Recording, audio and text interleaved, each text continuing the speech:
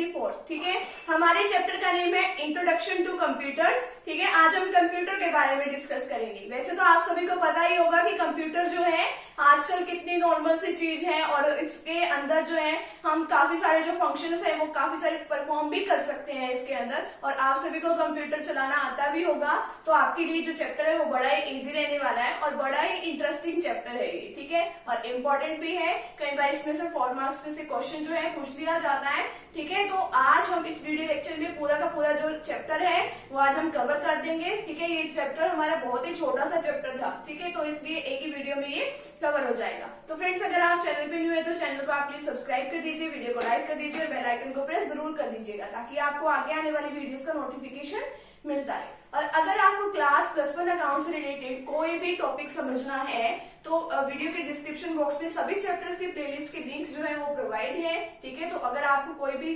Topic जो है समझना है तो आप वहां जाके इजिली समझ सकते हैं। ठीक है, तो चलिए अब स्टार्ट करते हैं कंप्यूटर के बारे में। तो कंप्यूटर के बारे में अगर हम बेसिक से बात जो है डिस्कस करें, आप छोटे होते ही पढ़ते आते होंगे। ठीक है, कंप्यूटर एक ऑटोमेटिक मशीन है, कंप्यूटर एक ऑटोमेटिक मशीन है। ठीक है, ये बात तो सभी को पता है। ठीक है, यानी कि खुद से ये फंक्शन जो है काफी सारे परफॉर्म कर लेता है। बस एक बार हमें इसको टास्क देना होता है, फिर ये सारा रिजल्ट जो है अपने आप बना के दे देता है हमें। ठीक है, और कंप्यूटर के थ्रू आज के टाइम में हम बहुत सारे काम कर सकते हैं। ठीक है, आज के टाइम में बहुत सारे काम करने यहाँ से इजी ही है। ठीक है, अगर हमें कहीं टिकट बुक करानी हो तो हम ऑनलाइन करा सकते हैं कंप्यूटर पे बैठ के। ठीक है, कंप्यूटर से कराओ, लैपटॉप से कराओ। ठीक है, आजकल तो मोबाइल फोन से भी हो जाती है।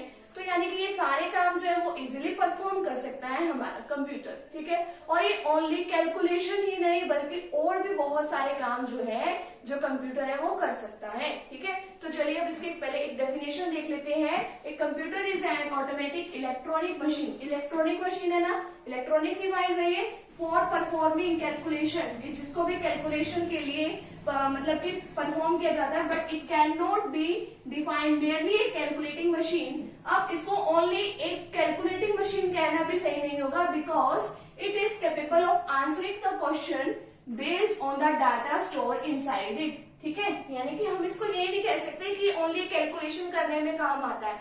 ये और भी बहुत सारे काम करने में मतलब काम करने में हमारी हेल्प करता है। ठीक है, अगर हमें किसी भी चीज का आंसर चाहिए हो, ठीक है, और अगर इसकी मेमोरी में वो सब कुछ स्टोर है तो ये हमें उस चीज का आंसर भी प्रोवाइड कर देता है। अगर हमारे दिमाग में कोई क्वेश्चन चल रहा है तो इजीली उसका आंसर जो है वो कंप्यूटर जो हमें प्रोवाइड कर देता है। ठीक है, ये है हमारी एक छोटी सी डेफिनेशन। वैसे आपको पता ही है कंप्यूटर के बारे में और भी बहुत सारी चीजें।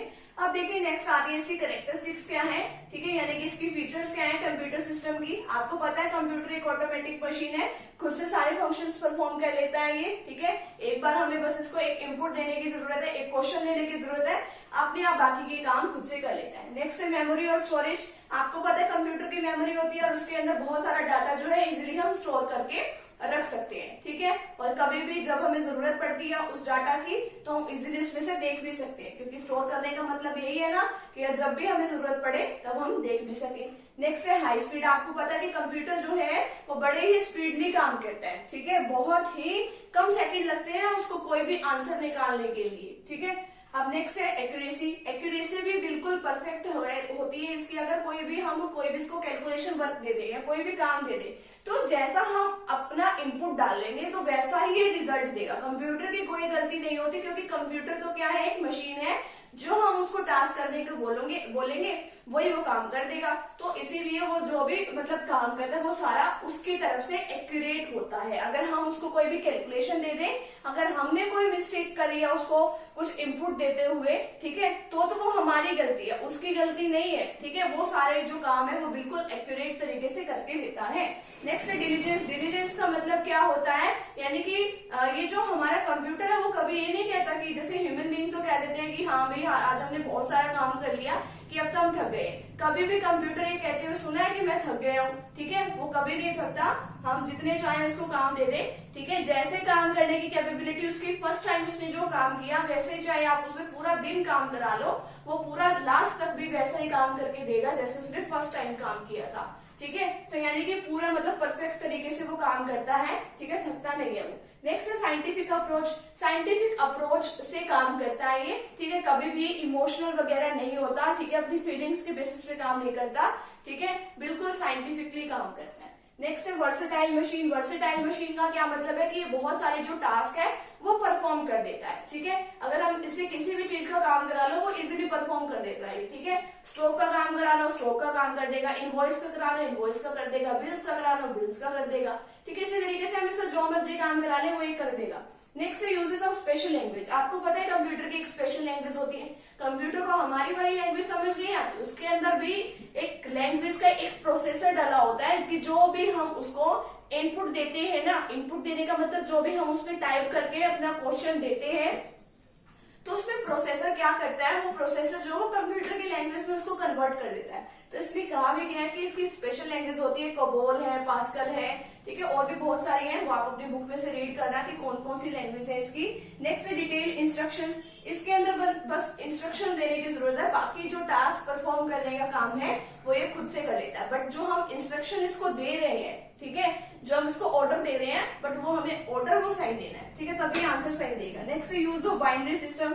ये बाइनरी सिस्टम के बेसिस पे काम करता है, ठीक है। इसको हमारी वाली लैंग्वेज समझ नहीं आती, ये 0 1 के बेसिस पे काम करता है। बाइनरी डिजिट हमारे 0 और 1 होते हैं, ठीक है, तो उसके बेसिस पे काम करता है। नेक्स्ट हमारा है लास्ट एडवांटेजेस या इसकी कैरेक्टरिस्टिक्स कह लो। A computer is different from a calculator. ये कैलकुलेटर से डिफरेंट होता है। आपको पता है कैलकुलेटर तो क्या काम करता है, जो आपके पास भी कैलकुलेटर होता है वो क्या काम करता है, ओनली कैलकुलेट करने का, कि एडिशन कर दिया, सब्सट्रैक्शन कर दिया, मल्टीप्लीकेशन कर दिया, डिवाइड कर दिया किसी चीज को।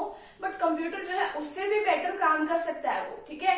ये क्या काम कर सकता है, कोई भी टेक्स्ट रीड कर सकता है, किसी भी चीज का अगर हम क्वेश्चन पूछे तो उसका आंसर दे सकता है इजिली, ठीक है। तो ये सारे काम जो है वो इजिली ये कर सकता है। तो ये तो है इसकी कैरेक्टरिस्टिक्स। अब नेक्स्ट देखिए इसकी लिमिटेशंस क्या है कंप्यूटर सिस्टम की। Lack of decision making. अब देखो ये खुद से डिसीजन नहीं ले सकता, ठीक है, इसके अंदर इतना दिमाग नहीं है कि खुद से डिसीजन ले, ठीक है। जो दिमाग होता है वो हमारे यूजर का होता है, ठीक है। इसके अंदर अंडरस्टैंडिंग नहीं है कि हाँ भी हम इस तरीके से कोई भी ये हमारा क्वेश्चन है, ये हमारा आंसर है, खुद से कुछ डिसीजन ये नहीं ले सकता।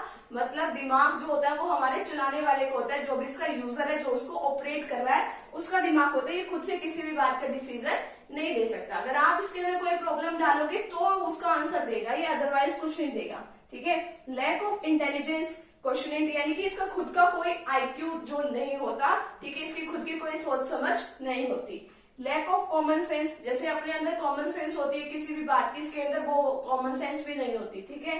नेक्स्ट है लैक ऑफ फीलिंग्स। ये कभी देखा है कि कंप्यूटर कभी इमोशनल हो रहा हो, ठीक है, कभी नहीं होता ना, इसके अंदर कोई फीलिंग्स ही नहीं होती क्योंकि एक ह्यूमन बीइंग है ही नहीं, ये तो एक मशीन है, तो इसलिए इसके अंदर कोई फीलिंग्स नहीं है, ठीक है। ये इसकी कैरेक्टरिस्टिक्स, ये है इसकी लिमिटेशंस। अब देखिए नेक्स्ट पार्ट हमारा क्या है, component of computer system. Components कौन कौन से, कंपोनेंट्स को हम पहले तो हार्डवेयर भी बोल सकते हैं, ठीक है। अब देखिए कंपोनेंट्स इसके कौन कौन से, कीबोर्ड। कीबोर्ड देखा होगा आपने, सभी ने कंप्यूटर अब तक तो देख लिया होगा ना, कुछ लोगों के तो घर में भी कंप्यूटर होगा, ठीक है। तो उसमें कीबोर्ड क्या होता है, कीबोर्ड्स में बहुत सारे बटन्स होते हैं और हम उससे अपना इनपुट टाइप करते हैं, ठीक है, करते हैं ना। अगर हमें कोई भी क्वेश्चन मतलब ढूंढना हो तो हम क्या करते हैं, कीबोर्ड से उसके अंदर लिख देते हैं और वो जो हमारा इनपुट है वो साथ साथ में कंप्यूटर में फिट होता रहता है। तो उसके अकॉर्डिंगली वो क्या देता है, हमें आंसर भी देता है, ठीक है। अब आंसर देने के लिए आंसर किस पे देगा, अब हमने तो वो टाइप कर दिया, आंसर किस पे देगा, वो आंसर हमारी जो स्क्रीन होती है कंप्यूटर की उसको, ठीक है, उस पे देता है। वो क्या होता है, जो हमारी स्क्रीन होती है उसको बोलते हैं हम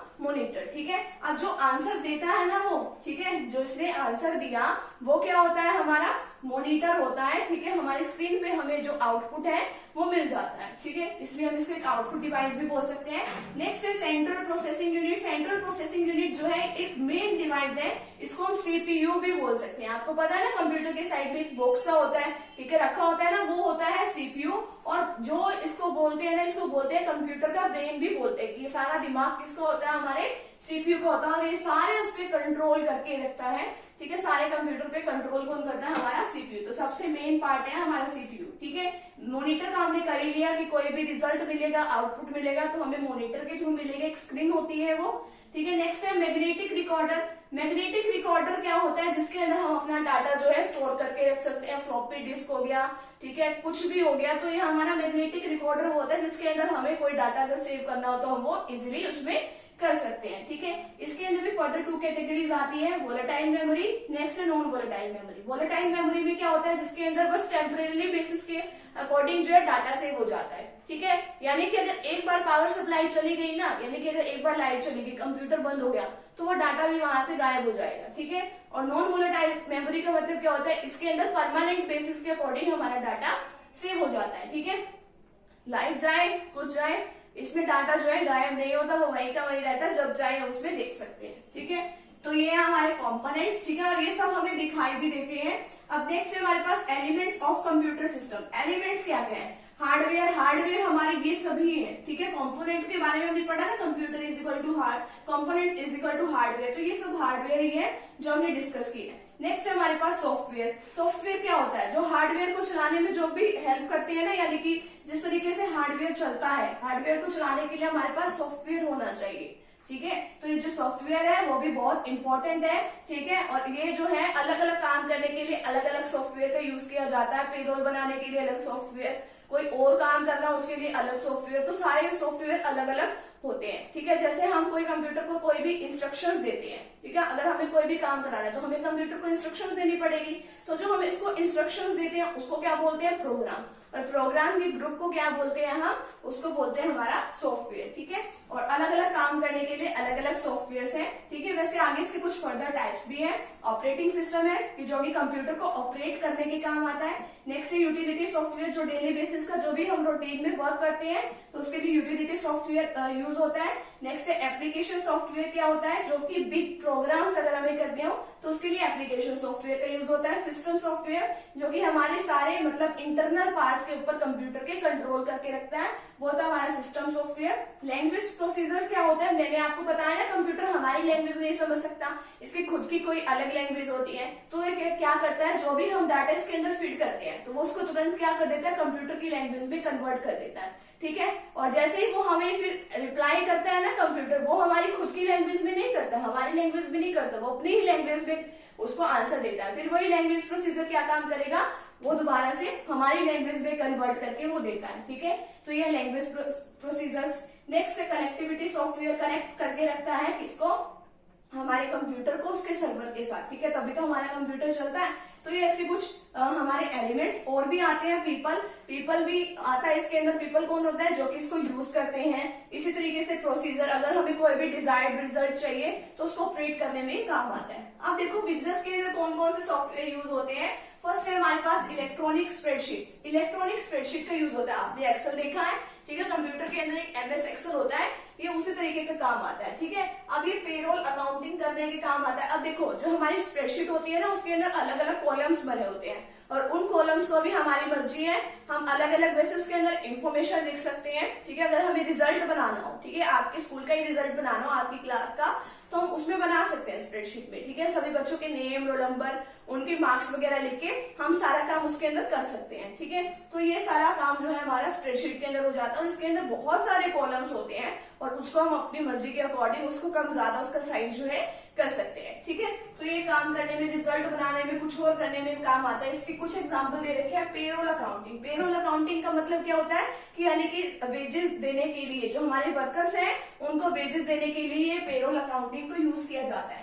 ग्राफिक रिप्रेजेंटेशन का क्या मतलब होता है, अगर देखो हमें अपने बिजनेस से रिलेटेड कोई भी रिप्रेजेंटेशन करनी हो, प्रेजेंटेशन देनी हो, ठीक है, तो हम उसमें अलग अलग फाइल तैयार करने से अच्छा तो हम उसमें ग्राफ की हेल्प से वो प्रेजेंट करते। जब हम उसको ग्राफ की हेल्प से प्रेजेंट करते हैं ना, तो हमारे लिए बहुत ही इजी होता है। ठीक है, तो हम ग्राफ को देख के समझ जाते हैं, अगर ग्राफ ऊपर जा रहा है तो यानी कि सब कुछ चीजें जो है ऊपर, ट्रेंड जो है हमारा ज्यादा हो जाता है। ठीक है, अगर ट्रेंड जो है मान लो सेल्स का दिखाना है हमने, सेल्स का ट्रेंड, ठीक है, अगर वो ऊपर जा रहा है तो यानी कि हमारी सेल्स इंक्रीज हो रही है। प्रॉफिट का ट्रेंड अगर ऊपर जा रहा है तो यानी कि हमारा प्रॉफिट इंक्रीज हो रहा है। तो ये सब जो है ग्राफिक रिप्रेजेंटेशन जो है इसके अंदर ये हो सकता है। नेक्स्ट है डेप्रिसिएशन अकाउंटिंग। डेप्रिसिएशन को आपको पता है कि इसके अंदर क्या करना चाहिए, बस आपको तो बस मेथड लगा के देना है कि ये हमने स्ट्रेट लाइन मेथड से यूज करना है या हमारा रिटर्न डाउन वैल्यू मेथड से, तो ये सारा काम जो है अपने आप कर देता है।